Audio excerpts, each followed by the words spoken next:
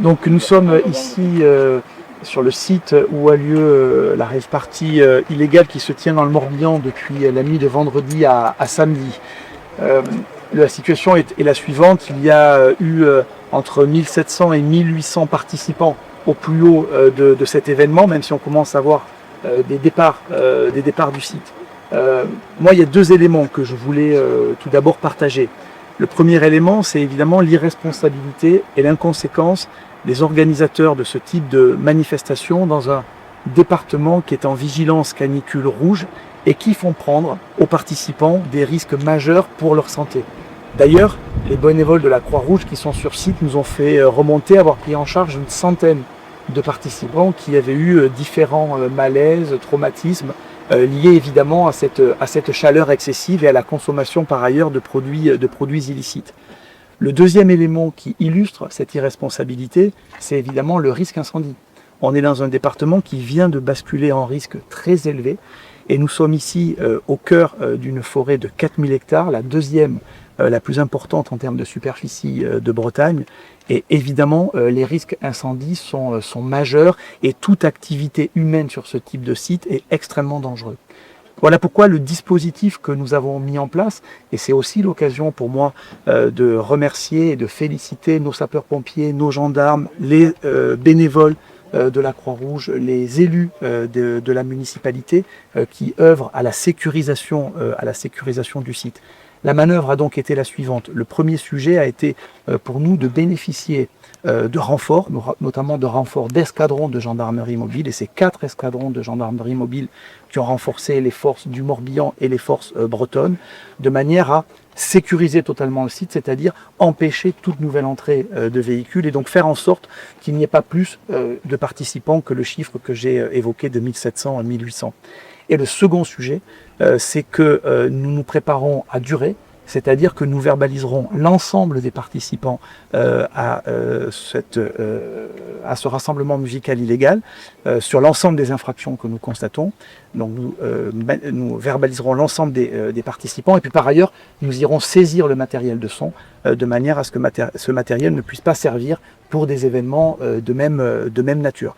Et donc pour cela nous sommes organisés dans la durée pour aller jusqu'à verbaliser le dernier départ de participants. Donc vous n'envisagez pas d'évacuation?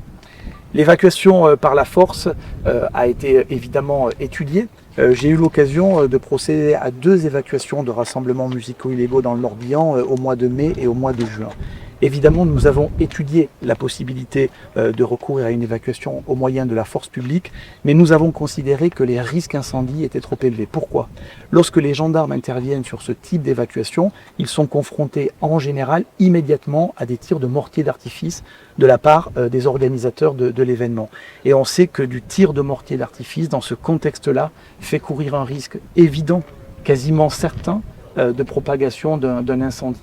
Et donc, la décision que doit prendre le préfet, entouré de l'avis des différents experts, c'est évidemment une décision qui permet de maintenir l'ordre public, mais également la sécurité civile et de ne pas faire courir de risques supérieurs.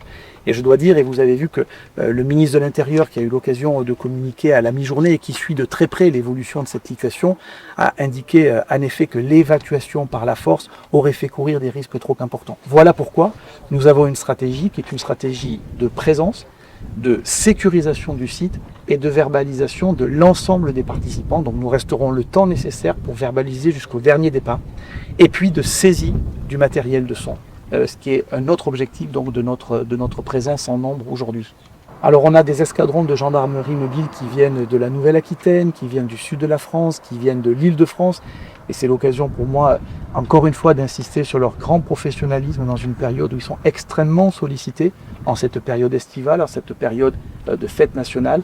Mais en effet, donc, grâce à ces renforts de l'ensemble des escadrons de gendarmerie mobile, les gendarmes du département du Morbihan, les gendarmes des départements bretons, Finistère, Côte-d'Armor, Ille-et-Vilaine sont présents, ce qui nous permet d'organiser une relève, de tenir l'ensemble du site, comme je l'ai dit, dans la durée, jour et nuit, parce que je sais très bien que parfois les organisateurs de ce type d'événement comptent sur la durée pour échapper à la verbalisation.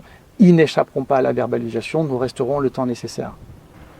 La verbalisation va dépendre des infractions constatées par les forces de sécurité.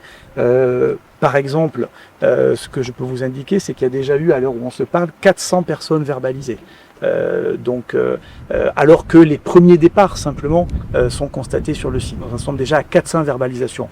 La verbalisation, c'est de la consommation d'alcool, c'est de la consommation de stupéfiants, c'est des sujets de sécurité routière, c'est des sujets de participation à un rassemblement musical illégal, et donc elles vont être variables en fonction des infractions constatées. Donc voilà, c'est une individualisation évidemment de chacune des verbalisations, et c'est dans ce contexte aussi que le gouvernement a porté la loi Riposte pour justement augmenter le niveau d'amende lié à la participation à ce type d'événement. Et ça montre bien que ce dispositif législatif était bien nécessaire pour venir compléter notre arsenal juridique.